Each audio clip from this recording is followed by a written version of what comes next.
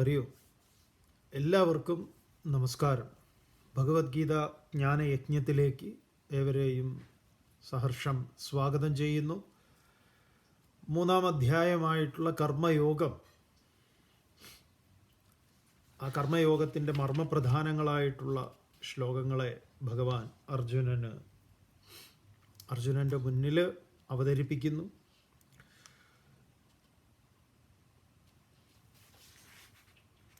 27-ാമത്തെ ശ്ലോകത്തിൽ പ്രകൃതേ ക്രിയമാണാനി ഗുണൈ കർമാണി സർവശഃ അഹങ്കാര വിമൂഢാത്മാ കർത്താഹം ഇതി മന്യത്തെ. പ്രകൃതി ഗുണത്തിനനുസൃതമായിട്ടാണ് കർമ്മം നടക്കുന്നത്. പ്രകൃതി ഗുണം എന്ന് പറഞ്ഞാൽ നമ്മൾ വിസ്തരിച്ച് പരിചയപ്പെട്ടു. സത്വഗുണം, രജോ ഗുണം, തമോ ഗുണം. ഈ 3 ഗുണങ്ങളാണ്. ഈ 3 ഗുണങ്ങളും നമ്മളെയും സ്വാധീനിക്കുന്നതാണ്. അപ്പോൾ ഈ 3 ഗുണങ്ങളുടെ കഥ പറയുന്നതാണ് മഹാഭാരതം, രാമായണം. ഈ 3 ഗുണങ്ങളെയാണ് വിശ്രവസിൻ്റെ 3 പുത്രന്മാരായിട്ട് അവതരിപ്പിച്ചിട്ടുള്ളത്. അവർ 3 പേരും ബ്രഹ്മാവിനെ പ്രത്യക്ഷപ്പെടുത്തി ഈ 3 വരങ്ങൾ മേടിച്ചു എന്ന് പറയുന്നതിൻ്റെ താല്പര്യവും അതാണ്. വാത്മീകി രാമായണം, ശ്രീരാമോദന്തം, വാത്മീകി രാമായണത്തിൻ്റെ വാത്മീകി വിരചിതമായ ശ്രീരാമോദന്തം ഈ കുട്ടികൾക്ക് സംസ്കൃതത്തിൽ ചെറിയ ക്ലാസ്സിൽ പഠിക്കാനുള്ളതാണ്. അപ്പോൾ അത് തുടങ്ങുന്നത് തന്നെ അങ്ങനെയാണ്. പുരാ വിശ്രവസഹ നാമ രാവണോ രാക്ഷസഃ ആസീത് തത്ര കുംഭകർണ വിഭീഷണോ അനുജോ. ശ്ലോകം അങ്ങോട്ട് ഓർമ്മ വരുന്നില്ല, ചെറിയ ക്ലാസ്സിൽ പഠിച്ചതാണ്. തേതു തീവ്രേണ തപസാ പ്രത്യക്ഷീകൃത്യ വേദസം വവ്രേച വരാനിഷ്ടാൻ. അവർ ബ്രഹ്മാവിനെ പ്രത്യക്ഷമാക്കി, എന്നിട്ട് അവരുടെ ഇഷ്ടങ്ങളെ വരങ്ങളെ മേടിച്ചു. അപ്പോൾ രാവണൻ അജീജനയേതെന്ന് പറഞ്ഞു, എന്നെ ജയിക്കാൻ ഒരാളുണ്ടാവരുത്. രജോ ഗുണപ്രധാനി. സത്വഗുണപ്രധാനിയായിട്ടുള്ള വിഭീഷണൻ വിഷ്ണുഭക്തിയെ വരിച്ചു. തമോ ഗുണിയായിട്ടുള്ള കുംഭകർണൻ നിദ്രയെ വരിച്ചു. പറഞ്ഞത് തെറ്റിപ്പോയി എന്നൊക്കെ പറയും. എന്തായാലും തമോ ഗുണത്തെ പ്രതിനിധാനം ചെയ്യുന്നു കുംഭകർണൻ, രജോ ഗുണത്തെ പ്രതിനിധാനം ചെയ്യുന്നു രാവണൻ, സത്വഗുണത്തെ പ്രതിനിധാനം ചെയ്യുന്നു വിഭീഷണൻ. അപ്പം ഇങ്ങനെ കഥാപാത്രങ്ങൾ ഇങ്ങനെയൊക്കെ ആണെങ്കിലും അതങ്ങനെ ആ ഗുണങ്ങളെ എങ്ങനെയാണ് ആ സത്വഗുണവും രാമനിലേക്ക് എങ്ങനെയാണ് ചേരേണ്ടത്. ഗീതയിൽ നിസ്ത്രൈഗുണ്യോ ഭവാർജുന എന്ന് ഭഗവാൻ പറയും.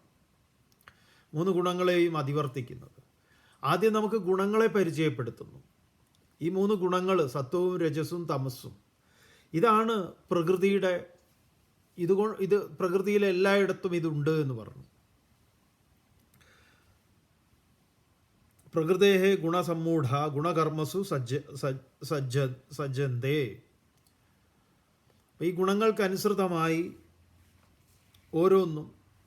ഓരോരുത്തരും ആ ഗുണങ്ങളിൽ ബന്ധിതരാണ്. അതിൽ നിന്ന് പുറത്ത് കടക്കണമെന്നൊരാൾക്ക് തോന്നുന്നുവെങ്കിൽ അത് സാധ്യമാണ്, അല്ലെങ്കിലോ അത് ജമ്മത്ത് നടക്കൂല എന്ന് പറയാം. താൻ മന്ദാൻ കൃഷ്ണവിത് ന വിചാലയേത്.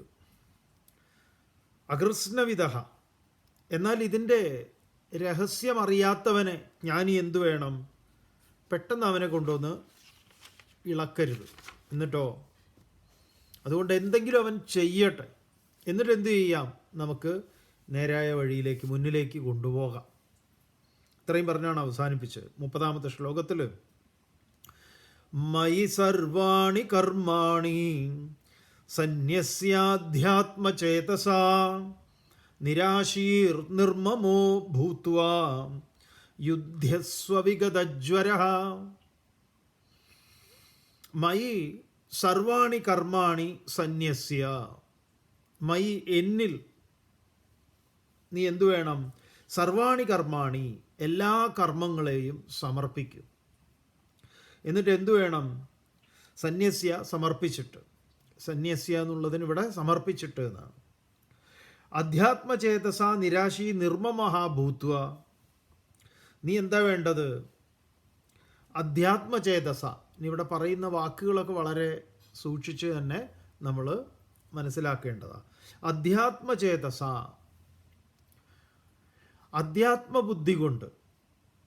ഏത് ബുദ്ധി കൊണ്ടാണ് അർജുന യുദ്ധം ചെയ്യേണ്ടത് എന്ന് പറയുക? ബാഹ്യമായ ആയുധമെടുത്ത് ചെയ്യുന്ന യുദ്ധത്തിന് നമുക്ക് ആവശ്യമുള്ളത് അധ്യാത്മചേതസല്ല, മറിച്ച് ഈർഷ്യയുടെ, പകയുടെ, പ്രതികാരത്തിൻ്റെ, ഇതൊക്കെയാണ് നമ്മുടെ മുന്നിലേക്ക് വരുമ്പോഴാണ് നമുക്ക് യുദ്ധം സാധ്യമാകൂ. അല്ലെങ്കിൽ യുദ്ധം സാധ്യമല്ല, ബാഹ്യ യുദ്ധ ഉപകരണങ്ങളെ കൊണ്ടുള്ള യുദ്ധം സാധ്യമല്ല. അപ്പോൾ ഇവിടെ പറയുന്നത് എന്താണ്? അധ്യാത്മചേതസ, അധ്യാത്മബുദ്ധിയോട് കൂടിയിട്ട്, നിരാശി, ആശ ഒഴിഞ്ഞവനായിട്ട്. യുദ്ധത്തിൽ ആശ ഇല്ലാത്ത യുദ്ധം എവിടെയുള്ളത്? നിരാശിയായിട്ട്, നിർമ്മമഃ, എൻ്റേത് എന്ന ഭാവം ഒട്ടുമേ ഇല്ലാതെ, ഭൂത്വ, ഭവിച്ചിട്ട്, യുദ്ധ്യസ്വ, നീ യുദ്ധം ചെയ്താലും. അപ്പം നിസ്സംഗനായി ചെയ്യുന്ന യുദ്ധം എന്ന് പറയുന്നത് ഈ മെഡിറ്റേഷൻ യുദ്ധമാണ് മറ്റൊരു പ്രകാരത്തിൽ. അതാണ് ഇവിടെ പറയുന്നത്. അപ്പോൾ സ്വസ്വരൂപത്തെ, സ്വന്തം സ്വരൂപത്തെ അനുസന്ധാനം ചെയ്യൽ എന്താ പറയുക, യുദ്ധമാണ്, അധ്യാത്മ യുദ്ധമാണത്. അപ്പോൾ ഈ നേതി എന്ന് പറയും, ഇതല്ല ഇതിനെയൊക്കെ പരാജയപ്പെടുത്തുക. ഈ നാമവും രൂപവുമല്ല. അവിടെയാണ് സ്വസ്വരൂപ അനുസന്ധാന അഷ്ടകം ഭഗവത്പാദർ ചമച്ചിട്ടുള്ളത്. അവിടെ എന്താ പറയുക?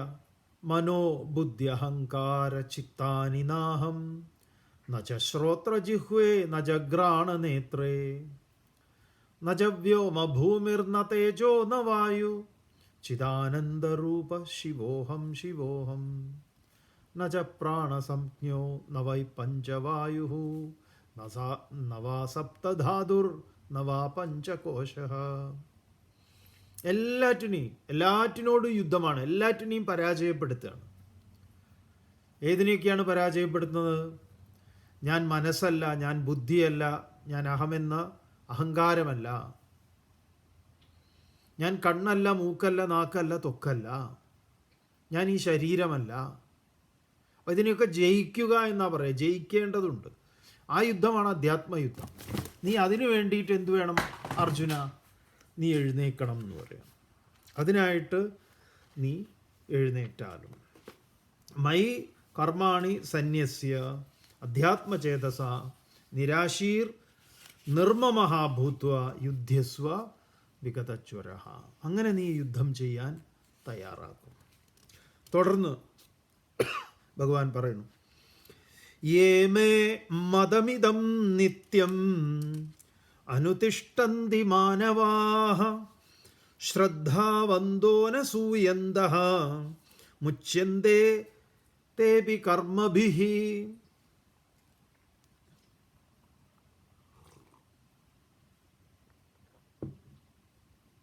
യേ മേ മദമിദം നിത്യം അനുതിഷ്ഠന്തി മാനവാഃ ശ്രദ്ധാവന്തോ ന സൂയന്തഃ മുച്യന്തെ തേ അപി കർമ്മഭിഃ. മുച്യന്തെ തേ അപി കർമ്മഭിഃ. അവരും കർമ്മത്തിൽ നിന്ന് മോചിതരാകുന്നു. ആര് പറയുന്നു? യേ മാനവാഹ, യാതൊരു മാനവൻ, മനനം ചെയ്യാൻ തൽപരനായിട്ടുള്ളവൻ. അതുകൊണ്ടാണ് മാനവൻ എന്ന് പറയുന്നത്. അങ്ങനെ മനനം ചെയ്യാൻ കെൽപ്പുള്ള മനുഷ്യർ, ശ്രദ്ധാവന്തഃ, ശ്രദ്ധയുള്ളവരായി. എന്താണ് ശ്രദ്ധ എന്ന് നമ്മൾ പഠിച്ചിട്ടുള്ളതാണ്. ശാസ്ത്രസ്യ ഗുരുവാക്യസ്യ സത്യബുദ്ധ്യാവധാരണ സാ ശ്രദ്ധ. ആ ശ്രദ്ധയുള്ളവരായി. അതുപോലെ അനസൂയന്തഃ, അസൂയ ഒഴിഞ്ഞിട്ടുള്ള. അസൂയ എന്ന് പറഞ്ഞാൽ പരജന ദോഷം കാണൽ, മറ്റുള്ളവരിൽ ദോഷം കാണുന്നതിനെയാണ് അസൂയ എന്ന് പറയുന്നത്. ഇവിടെ അനസൂയനായിട്ട്, അപ്പം യുദ്ധം തന്നെ ഇല്ല. അനസൂയനായിട്ട് മേ ഇതം മതം, എൻ്റെ ഈ അഭിപ്രായത്തെ നിത്യം അനുതിഷ്ഠന്തി, എപ്പോഴും പിന്തുടരുന്നത്, അനുസരിക്കുന്നത്, തേ അപി, അവരും, കർമ്മഭി മുച്യന്തേ, കർമ്മങ്ങളിലവർ മോചിതരാകുന്നു. ഇത്രയേ ഉള്ളൂ അർജുന. കർമ്മത്തിൽ നിന്ന് മോചിതനാകാനുള്ള എളുപ്പ വഴി ഇതാണ്. അത് എന്നിലേക്ക് അങ്ങോട്ട് സറണ്ടർ ചെയ്യാം. എന്നിട്ടോ ശ്രദ്ധയും അസൂയയും ഒഴിവാക്കുക. തുടർന്ന് പറയുകയാണ്, യേത്വദഭ്യസൂയന്തഃ നാനുതിഷ്ഠന്തി മേ മദം സർവജ്ഞാനവിമൂഢാൻസ്താൻ വിദ്ധി നഷ്ടാന ചേതസഃ.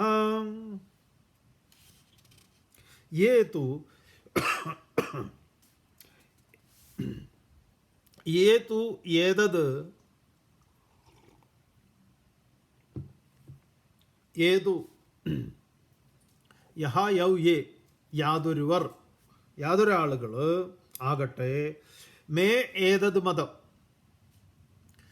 എൻ്റെ ഈ അഭിപ്രായത്തെ, ഞാൻ നിന്നോടിപ്പോൾ പറഞ്ഞിട്ടുള്ള എൻ്റെ ഈ അഭിപ്രായത്തെ, അഭ്യസൂയന്തഃ, അതിൽ ദോഷം കാണാതെ അതിനെ നന്നായി ഉൾക്കൊണ്ടിട്ട്, അല്ലെങ്കിൽ എൻ്റെ ഈ അഭിപ്രായത്തെ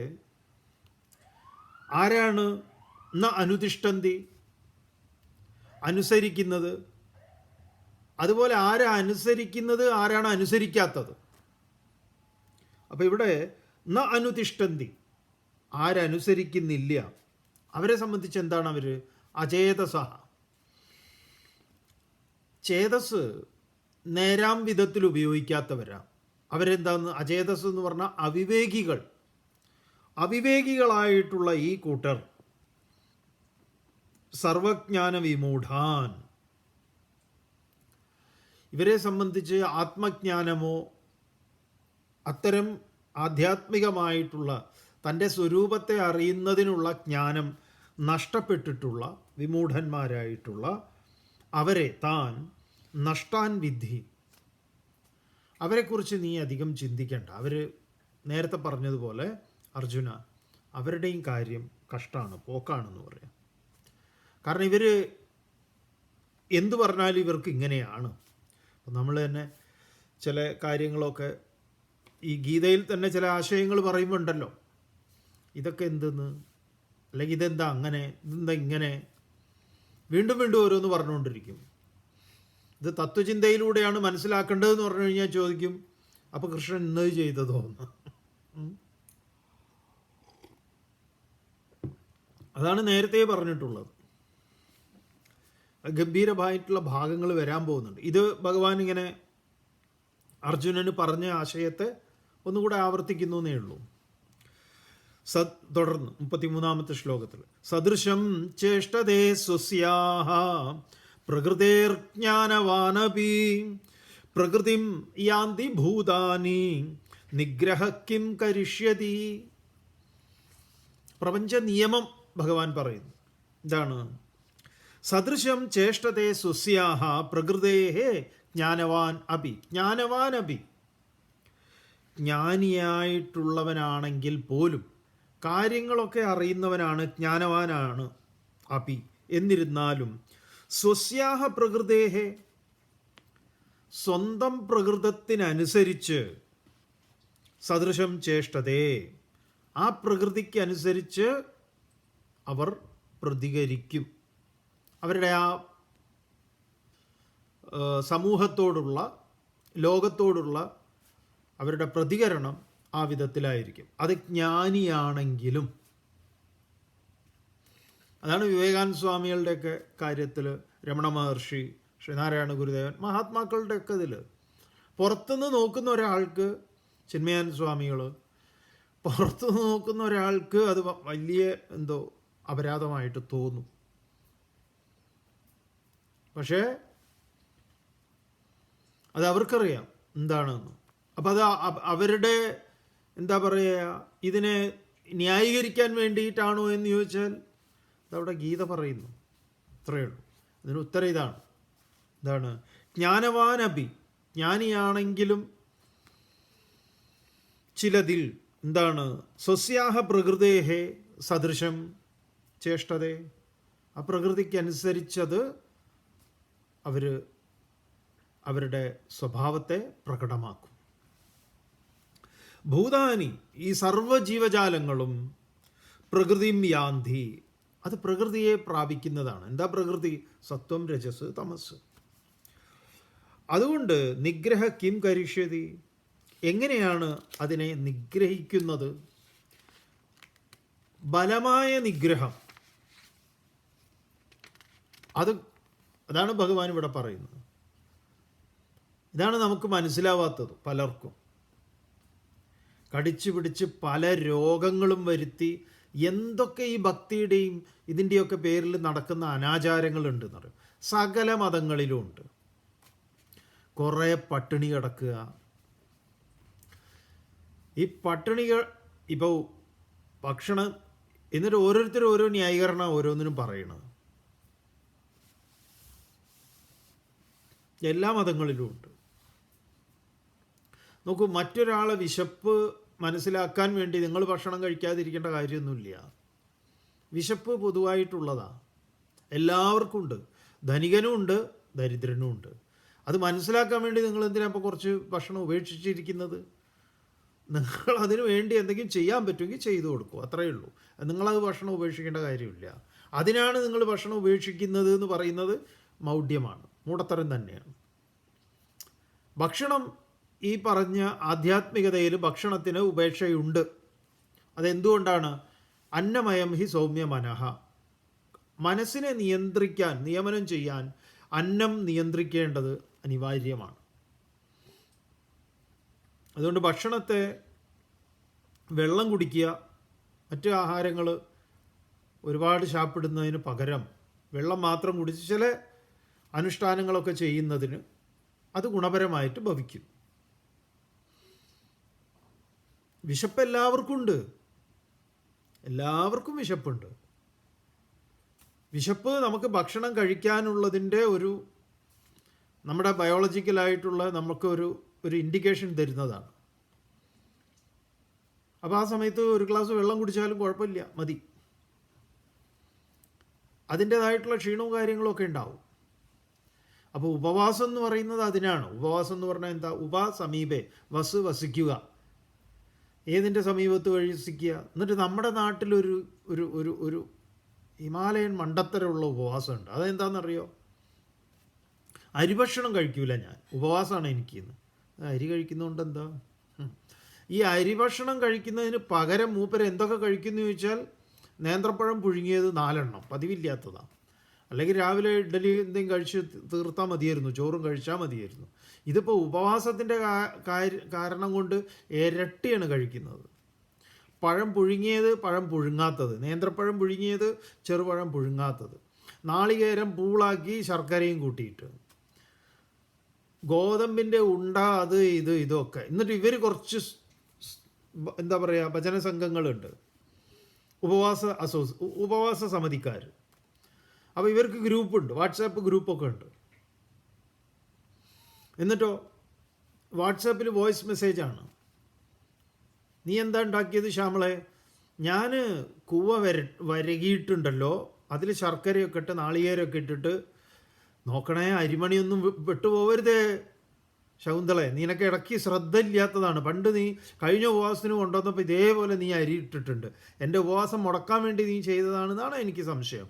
അത് പലരും പറയുകയും ചെയ്തിട്ടുണ്ട് കേട്ടോ. അതുകൊണ്ട് ഇപ്രാവശ്യം അങ്ങനെ ഉണ്ടാവരുത്. വോയിസ് മെസ്സേജാണ്, പേഴ്സണൽ മെസ്സേജാണ്. അതറിയാണ്ട് ഗ്രൂപ്പിലാണ് പോയത്. ഇത് ഹോമിലെ ഇന്ദ്രൻസിനെ പോലെ പലരും ഏത് ഞെക്കണം, ഏതിലയക്കണം എന്നുള്ളതിനെക്കുറിച്ച് വലിയ പിടിപാടൊന്നുമില്ല. എന്നിട്ട് പറയും ഞാനൊന്നും അങ്ങനെ ചെയ്തിട്ടില്ല. ഇതൊക്കെ റെക്കോർഡല്ലേന്ന്. പേര് സത്സംഗ സമിതിയാണ്. അപ്പോൾ ശകുന്തള എന്തുണ്ടാക്കിയെന്ന് ചോദിച്ചു കഴിഞ്ഞാൽ, കൂവ വരകിയത് ഉണ്ടാക്കി. നീ എന്തുണ്ടാക്കി ജാനകി? ഞാൻ എന്താ പറയുക, കാച്ചിലെടുത്ത് വെച്ചിട്ടുണ്ട്. അതെന്ത് ചെയ്യണമെന്ന് അറിയാണ്ട് ഇങ്ങനെ ഇരിക്കുകയാണ്. അപ്പോൾ വേറൊരാൾ ഐഡിയ പറഞ്ഞു കൊടുത്തു, ദേവയാനി ഐഡിയ പറഞ്ഞു കൊടുത്തു. കാച്ചിൽ നീ ഇങ്ങനെ ചെയ്യും, എന്നാൽ നീ കാച്ചിൽ കൊണ്ടുപോവാ, ഞാൻ പഴനുറുക്ക് കൊണ്ടുവരാം. ഇങ്ങനെ ഇവരെല്ലാം കൂടെ ഇതുമായിട്ട് ഒരു സ്ഥലത്ത് വന്നിട്ട് അവിടെ ഇരുന്ന എന്തെങ്കിലും ഒരു ജപമാണ്. ഇത്ര മണി മുതൽ ഇത്ര മണി വരെ ഉപവാസം, സമീപത്ത് വസിക്കുക. ഏതിൻ്റെ സമീപത്ത്?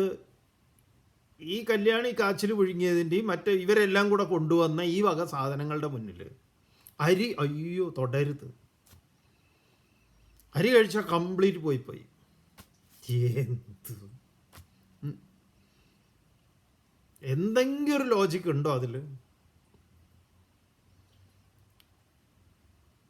വെള്ളം കുടിക്കുക മതി, വെള്ളം മാത്രം. നിങ്ങൾ ഉപവാസമാണെങ്കിൽ വെള്ളം കുടിക്കണം. വെള്ളം കുടിക്കാതിരുന്ന പ്രശ്നമാണെന്ന് ഉപനിഷത്തിൽ തന്നെ പറഞ്ഞിട്ടുണ്ട്. വെള്ളം കുടിയും കൂടെ നിർത്തിക്കഴിഞ്ഞാൽ അത് പെട്ടുപോകും. ഉമിനീര് വരെ ഇറക്കാത്ത ഉപവാസമുണ്ട്, അത് അശാസ്ത്രീയമാണ്. അങ്ങനെ മറ്റുള്ളവർ ഭക്ഷണം കഴിക്കും, ഞാൻ ഉപവാസമാണ് അതുകൊണ്ട് മറ്റുള്ളവരും ഉപവസിച്ചോളണം എന്നാണ്. അല്ലെങ്കിൽ അവൻ എൻ്റെ മുന്നിൽ നിന്ന് ഭക്ഷണം കഴിക്കുന്നത് കാണാൻ പാടില്ല ഞാൻ. എന്ത് ഉപവാസമാണിടോ? തനിക്ക് നിയന്ത്രിക്കാൻ പറ്റുന്നില്ലെങ്കിൽ ഇത് പണ്ട് മുല്ലയ്ക്ക് ഉറക്കം വരുന്നില്ല എന്ന് പറഞ്ഞിട്ട് ഡോക്ടറെ അടുത്ത് പോയതുപോലെയാണ്. ഡോക്ടർ ചോദിച്ചു എന്താ പ്രശ്നം? നായകൊര കാരണം ഒരു രക്ഷയില്ല. മുല്ലയ്ക്ക് മരുന്ന് കൊടുത്തു, പിന്നെയും പിറ്റേ ദിവസവും മുല്ല ചെന്നു, ഇത് തന്നെ ഒരു രക്ഷയില്ല എന്ന്. എന്ത് പറ്റി? കഴിക്കുന്നില്ലേ? ഒറ്റൊരെണ്ണം കഴിക്കുന്നില്ല. എന്ത് മരുന്ന്? നിങ്ങൾ തന്ന മരുന്ന് അതെന്താ നിങ്ങൾക്ക് കഴിക്കാൻ എനിക്കല്ലല്ലോ, ഞാൻ നായക്കാണ് ഇട്ട് കൊടുക്കുന്നത്, അതിനെ ഉറക്കാൻ എങ്ങനെയുണ്ട്? അപ്പം ഇത് നമ്മൾ മറ്റുള്ളവർ എന്നെ നോക്കി കഴിക്കരുത്, അവിടെ ആരും കഴിക്കരുത് എന്ന് പറയുന്നതല്ല. ഞാൻ ഉപവാസം എടുത്ത് ഞാൻ വേണമെങ്കിൽ റെസ്റ്റോറൻറ്റിൽ സപ്ലയറായി നിൽക്കും. മറ്റവൻ കഴിക്കുന്നത് നോക്കി വായിൽ നീര് വരുന്നുണ്ടെങ്കിൽ ഞാൻ ഉപവസിക്കാൻ യോഗ്യനല്ല. ഇത് ഈ എല്ലാ സാധനവും മനസ്സിലാണ് ഇരിക്കണതേ. മനയേവ മനുഷ്യാണാം കാരണം ബന്ധമോക്ഷയോഹോ. എല്ലാ വ്രതങ്ങളുടെയും അടിസ്ഥാന ശില എന്ന് പറയുന്നത് മനസ്സാണ്. അല്ലാതെ ഞാൻ മാല ഇട്ടിട്ടുണ്ട് അതുകൊണ്ട് യുവതിയെ കണ്ടാൽ ആർത്തവുള്ള യുവതി എൻ്റെ അടുത്തുകൂടെ പോയാൽ എൻ്റെ എല്ലാം പോയി. കുറേ ഭ്രാന്ത്. ഈ ഭ്രാന്തന്മാരെല്ലാം, സകല ഭ്രാന്തന്മാരും മതഭ്രാന്തന്മാരും അവരവരുടെ ആധ്യാത്മിക ഗ്രന്ഥങ്ങളിലെ അതിൻ്റെ ആധ്യാത്മികത, വെറും ആചരണം മാത്രമല്ല, അതിൻ്റെ ആ ആധ്യാത്മികത അന്തസത്ത ഉൾക്കൊണ്ട് കഴിഞ്ഞാൽ കുറേ സ്വൈര്യം നാട്ടിലുണ്ടാവും. ഇതിനെ ചൊല്ലിയിട്ട് എന്താണ്? അതുകൊണ്ട് അർജുന, ഈ ഇന്ദ്രിയസ്യാർത്ഥേ തുടർന്ന് പറയുകയാണ്. അതുകൊണ്ട് അതിനെ ബലമായി നിഗ്രഹിക്കുന്ന പരിപാടി ഉണ്ടല്ലോ, അത് വേണ്ടെന്നാണ് പറയുന്നത്. മറിച്ച് അതിനപ്പുറത്തേക്ക് നിനക്ക് യാത്ര ചെയ്യാനുള്ള കെൽപ്പ് നീ നേടണം. തുടർന്ന് പറയാം, ഇന്ദ്രിയസ്യാർത്ഥേ രാഗദ്വേഷൗ വ്യവസ്ഥിതൗ തയോർനവശമാഗച്ഛേത് തൗഹ്യസ്യ പരിപന്ഥിനൗ. ഇന്ദ്രിയസ്യാർത്ഥേ രാഗദ്വേഷൗ വ്യവസ്ഥിതൗ. ഇന്ദ്രിയങ്ങളും ഇന്ദ്രിയ വിഷയങ്ങളിലും രാഗവും ദ്വേഷവും അത് അതിലുള്ളതാണ്, വ്യവസ്ഥിതമാണ്, അത് അതിൻ്റെ പാക്കേജിലുള്ളതാണ്. ഈ ടി വി മേടിച്ചാൽ കോഡ് കിട്ടും എന്ന് പറഞ്ഞതുപോലെ ഇപ്പം പലതും കിട്ടില്ല. ഫോൺ മേടിച്ചാൽ ചാർജറൊന്നും കിട്ടില്ല, വേണമെങ്കിൽ നിങ്ങൾ മേടിച്ചോളണം എന്നാണ്. പണ്ട് ആവശ്യമില്ലാത്ത കുറേ സാധനം തന്നിരുന്നു. പണ്ടൊക്കെ ഒരു ഫോൺ മേടിച്ചു കഴിഞ്ഞാൽ പലവിധ സോക്കറ്റുകളാണ്. അന്വേഷിച്ചാൽ പറയും ഇത് നിങ്ങളെ ദുബായ് അഡാപ്റ്ററിൽ വെക്കാനുള്ള, ഇത് ഇന്ത്യയിലുള്ളതാണ്, ഇത് നിങ്ങൾ വേറെ എവിടെയും പോയാൽ അവിടെ കുത്താനുള്ളതാണ്. ഇപ്പോഴോ ഒന്നുമില്ല. അപ്പം ഇത് ഇന്ദ്രിയങ്ങളും ഇന്ദ്രിയ വിഷയങ്ങളിലും രാഗദ്വേഷങ്ങൾ അതിൻ്റെ കൂട്ടത്തിൽ ഉള്ളതാണ്, എടുത്തു മാറ്റാൻ പറ്റില്ല. എന്താണ് അതിൽ ഈ രാഗദ്വേഷങ്ങളെ ദ്വന്ദ്വങ്ങൾ എന്ന് പറയുന്നത് വിപരീതങ്ങളാണ്. അതിനെന്ത് വേണം? ഇന്ദ്രിയസ്യാർത്ഥേ രാഗദ്വേഷോ വ്യവസ്ഥിതോ. ശരി, തയോഹോ അതിൻ്റെ വശം നഗച്ഛേത്, അതിൻ്റെ കൂടെ നീ പോകരുത്. മുമ്പ് പറഞ്ഞതാ. എന്താ പറഞ്ഞത്? കർമ്മണ്യേവാധികാരസ്തേ മാ ഫലേഷു കഥാചന മാ കർമ്മഫലഹേതുർഭൂഹു. കർമ്മഫലത്തിന് നീ ഹേതു ആകരുത്. ചതുർവിധ സൂത്രങ്ങളെക്കുറിച്ച് കർമ്മയോഗ സിദ്ധാന്തം പറഞ്ഞ സമയത്ത് 2-ാം അധ്യായത്തിൽ ഭഗവാൻ പറഞ്ഞതാണ്. അതുകൊണ്ട് തയോഹ വശം ന ആഗച്ഛേത്, അതിൻ്റെ വശത്ത് ന ഗച്ഛേത്, പോവരുത്. എന്തുകൊണ്ടെന്നാൽ തൗ എന്ന് പറഞ്ഞാൽ അത് രണ്ടും, അത് ഗുണമാകട്ടെ ദോഷമാകട്ടെ, സന്തോഷം തരുന്നതാകട്ടെ സന്താപം തരുന്നതാകട്ടെ, ലാഭമാകട്ടെ നഷ്ടമാകട്ടെ, മാനമാകട്ടെ അവമാനമാകട്ടെ, രണ്ടും അസ്യ പരിപന്തിനൗ, അസ്യ ഇവന്, ആർക്ക്? മോക്ഷത്തെ കാക്ഷിക്കുന്നവൻ ആരാണോ അവന് യുദ്ധം ചെയ്യാൻ തയ്യാറായി നിൽക്കുന്നത് ആരാണ്? ആരോട്? രാഗദ്വേഷങ്ങളോട്. ആ രാഗദ്വേഷങ്ങളോട് യുദ്ധം ചെയ്യുമ്പം എൻ്റെ ആളുകൾ എന്ന് പറയുന്ന കുറച്ച് ആൾക്കാരുണ്ട്, അവർ നല്ല പിള്ളകളാണ്, വേണ്ട, അവരെയും കൊല്ലണം അർജുന എന്ന് പറഞ്ഞാൽ അവനവനിൽ നിന്നുണ്ടായിട്ടുള്ളവന്മാരാണ് ഇവരൊക്കെ. അസ്യ പരിപന്തിനോ, ഇവൻ്റെ ജ്ഞാനേച്ഛുവിൻ്റെ മോക്ഷാകാംക്ഷിയുടെ ശത്രുക്കളാണിവർ. ഒന്ന് ഇരുമ്പ് ചങ്ങലയാണെങ്കിൽ മറ്റത് സ്വർണ്ണ ചങ്ങലയാണ്. അതുകൊണ്ട് ശ്രേയാൻ സ്വധർമ്മോ വിഗുണഃ പരധർമാത് സ്വനുഷ്ഠിതാത് സ്വധർമ്മേ നിധനം ശ്രേയഃ പരധർമ്മോ ഭയാവഹഃ. അർജുന, ശ്രേയാൻ സ്വധർമ്മോ വിഗുണഃ,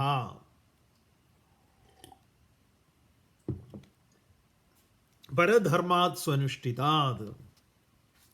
സ്വനുഷ്ഠിതാത് പരധർമാത്, നല്ലവണ്ണം അനുഷ്ഠിക്കപ്പെട്ട, പരധർമാത് അന്യധർമ്മത്തേക്കാൾ. എന്താണ്? വിഗുണഃ അപി, അത് ഗുണമില്ലാത്തതാണെങ്കിൽ പോലും, സ്വധർമ്മ ശ്രേയാൻ, സ്വന്തം ധർമ്മം, ഓരോരുത്തരിൽ നിക്ഷിപ്തമായിരിക്കുന്ന ധർമ്മം, അതാണ് ശ്രേയസ്കരം. പരധർമ്മോ ഭയാവഹ, അന്യൻ്റെ ധർമ്മം എന്താണ്? അത് നമ്മൾ തൽക്കാലം എടുക്കണ്ട, ആ കുപ്പായം നമ്മളെടുത്ത് അണിയരുത്. എന്നെ ഏത് ഗുണത്താൽ പ്രഭാവിതമായിട്ടാണോ ഞാനിരിക്കുന്നത്, എന്നിൽ നിക്ഷിപ്തമായ കർത്തവ്യങ്ങൾ എന്തൊക്കെയാണോ അത് ചെയ്യുക. ഇത് നമ്മളെല്ലാവരോടും ഉപദേശിക്കാറുള്ളതാണ്, നമ്മൾ ഓരോരുത്തരും, അല്ലേ? എടാ, നിനക്ക് നിന്റെ പണിയെടുത്താൽ പോരെ, നീ എന്തിനാണ്? അതന്നെ, അത്രയേ ഉള്ളൂ. സ്വധർമ്മേ നിധനം ശ്രേയഃ, സ്വധർമ്മം അത് കൊല്ലലാണെങ്കിലും ആർച്ചാരുടെ പണിയാണ് നിനക്ക് കിട്ടിയിരിക്കണമെങ്കിൽ നീ ആ പണി ചെയ്യൂ, നീ ജഡ്ജിയുടെ പണി ചെയ്യണ്ട. നമ്മൾ ഇത് പറയാം, ഗാലറിയിൽ ഇരുന്ന് പന്ത് കളിക്കാൻ വളരെ എളുപ്പമാണെന്ന് പറയുമല്ലോ, പക്ഷെ നീ അത് ചെയ്യണ്ട എന്ന് പറയാം. പരൻ്റെ ധർമ്മത്തെ ഏറ്റെടുക്കണ്ട. അതുകൊണ്ട് പരധർമ്മ ഭയാവഹ, അത് ഭയാവഹമായിട്ടുള്ളതാണ്. അതുകൊണ്ട് ആ ധർമ്മത്തെ നീ സ്വീകരിക്കരുത്. ഇത്രയൊക്കെ കേട്ട് കഴിഞ്ഞപ്പോൾ അർജുനെ ഇതിൻ്റെയൊക്കെ ഒരു എക്സ്ട്രീം എത്തി മൂപ്പര്. അർജുനൊരു 1-1.5 ചോദ്യം ഭഗവാനോട് ചോദിക്കുന്നു. ഈ ചോദ്യം ദിവസവും ചോദിക്കുന്നതാണ്.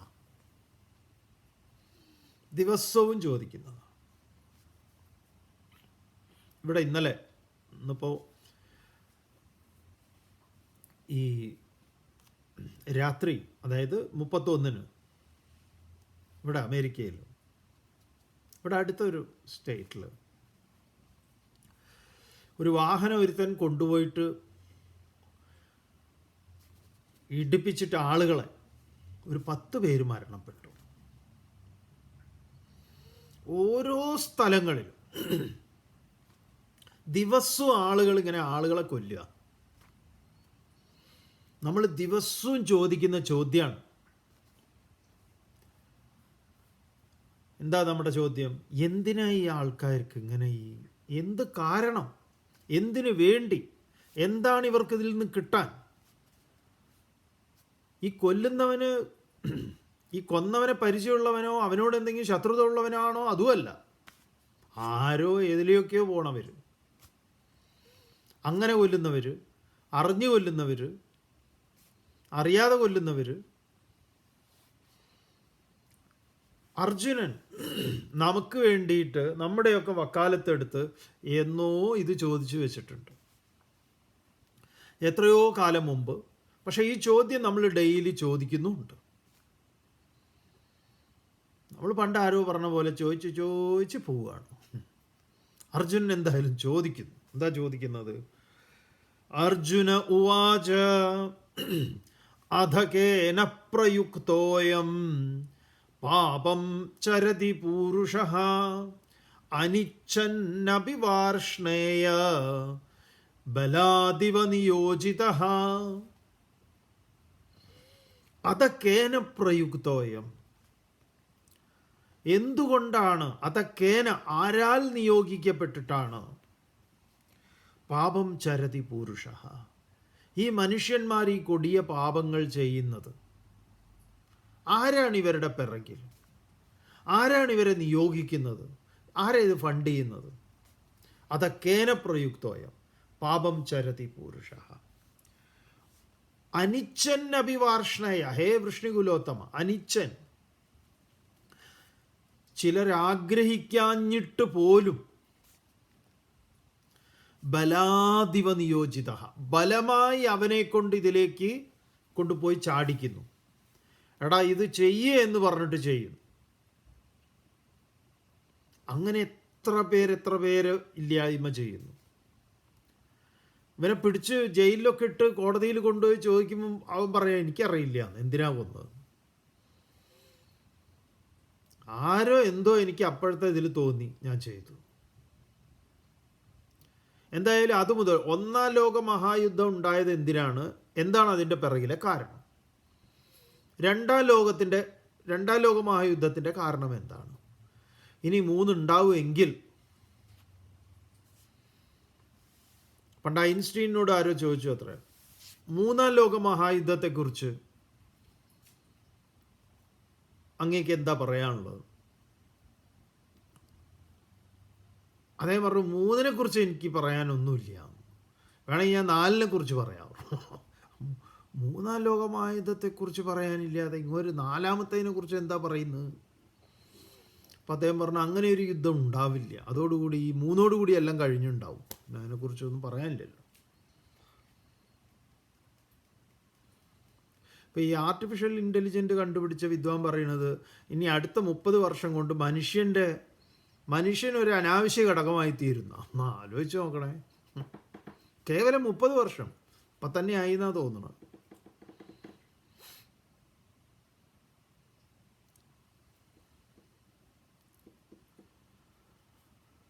എന്തായാലും അർജുനൻ ഇവിടെ ചോദിക്കുന്നു, ആരാൽ ഈ പറഞ്ഞ 1, 2, 3 മഹായുദ്ധങ്ങൾ, 1, 2 ലോക മഹായുദ്ധങ്ങൾക്ക് കാരണം എന്ത്? ഇപ്പം നടന്നുകൊണ്ടിരിക്കുന്ന നാട്ടിൽ മുഴുവൻ നടക്കുന്ന യുദ്ധങ്ങളുണ്ടല്ലോ, ആഭ്യന്തര യുദ്ധങ്ങൾ, പല യുദ്ധങ്ങൾ, വീട്ടിൽ നടക്കുന്ന കുടുംബ വഴക്ക്, ഭാര്യ ഭർത്താവ് തമ്മിൽ നടക്കുന്നത്, 2 വ്യക്തികൾ തമ്മിൽ നടക്കുന്നത് മുതൽ 2 രാജ്യങ്ങൾ തമ്മിൽ നടക്കുന്നതും അനേക രാജ്യങ്ങൾ തമ്മിൽ നടക്കുന്നതും ഒക്കെ ആയിട്ടുള്ള ഈ മനുഷ്യക്കുരുതിയുടെ സർവനാശത്തിൻ്റെ എന്താണ് ഇതിൻ്റെ പ്രേരണ എന്നാണ് അർജുനൻ്റെ ചോദ്യം. അധക്കേന പ്രയുക്തോയം പാപം ചരതി പൂരുഷ അനിച്ഛൻ അഭിവാർഷ്ണേയ ബലാദിവ നിയോജിത. ബലമായിട്ട് ഇവരെ കൊണ്ട്, ഇതൊരു മനഃശാസ്ത്രപരമായ ചോദ്യമാണ്. മനഃശാസ്ത്രത്തിൽ ഇതിന് പറയുക ഓരോരുത്തരുടെ ഉള്ളിൽ നിന്നൊരു തള്ളലാണെന്നാണ് പറയുന്നത്. അത് ഡ്രൈവ്സ് എന്നാണ് അവർ പറയുക. ചോദ്യം വളരെ സട്ടിലാണ്. നമ്മൾ വെറുതെ 4 കൊടുക്കാഞ്ഞിട്ടാണ് 4 പെട കൊടുക്കണം. ഈ എന്തെങ്കിലും ഒരു കുറ്റകൃത്യം ചെയ്തവരെ നമ്മൾ ഈ സമൂഹ മാധ്യമങ്ങളിലൊക്കെ വിചാരണ ചെയ്യാറുണ്ട്.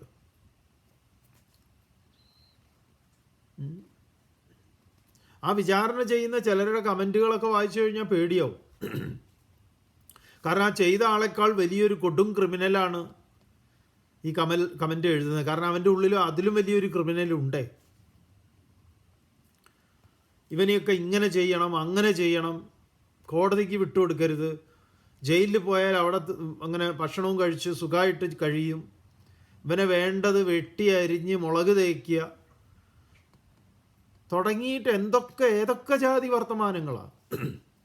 അപ്പോൾ ഈ എഴുതുന്നവനോ കൊടും ക്രിമിനലാണ്, ഒരു സംശയമില്ല അതിൽ. മറിച്ച് ഇതാണ് നമ്മൾ ചോദിക്കുന്നതെങ്കിലോ അതിനൊരു വളരെ പ്രോഗ്രസീവായിട്ടുള്ള, വളരെ ആരോഗ്യപരമായിട്ടുള്ള ഒരു ചിന്തയുണ്ട്. എന്തുകൊണ്ട് അയാൾ ഇത് ചെയ്യാൻ പ്രേരിതനായി? എന്താണ് അയാളെ അതിലേക്ക് നയിച്ചത്? അല്ലെങ്കിൽ ഒരു കൂട്ടം ആളുകളെയാണെങ്കിൽ അതിനെ കണ്ടെത്തേണ്ടതുണ്ട്. അർജുനൻ്റെ ചോദ്യം അതാണ്. ഒരു വ്യക്തി ചെയ്ത അതേതും ആകാം, ഏത് വിധത്തിലുള്ള ക്രിമിനൽ ആക്ടിവിറ്റി ആകാം, അതിനെ അയാളെ പ്രേരിപ്പിച്ചത് എന്താണ്? അപ്പം അത് വ്യക്തിയുടേത് തുടങ്ങി രാജ്യങ്ങളിലേക്ക് വളർന്നു പന്തലിച്ച് നിൽക്കുന്ന എല്ലാ കൊടും ക്രൂരതകളുടെ പിറകിലെയും, അപ്പോൾ നമ്മൾ ഈ സമൂഹ വിചാരണ ചെയ്യുന്നതിന് പകരം ഇതൊക്കെ ഒന്ന് പഠിക്കണം. എന്തായാലും ഭഗവാൻ ഇതിൻ്റെ ഉത്തരം പറയാൻ തീരുമാനിച്ചിട്ടുണ്ട്. ഇന്നല്ല, നാളെ. ഓം പൂർണ്ണമദഃ പൂർണ്ണമിദം പൂർണ്ണാത് പൂർണ്ണമുദച്യതേ പൂർണ്ണസ്യ പൂർണ്ണമാദായ പൂർണ്ണമേവാവശിഷ്യതേ. ഓം ശാന്തി ശാന്തി ശാന്തി.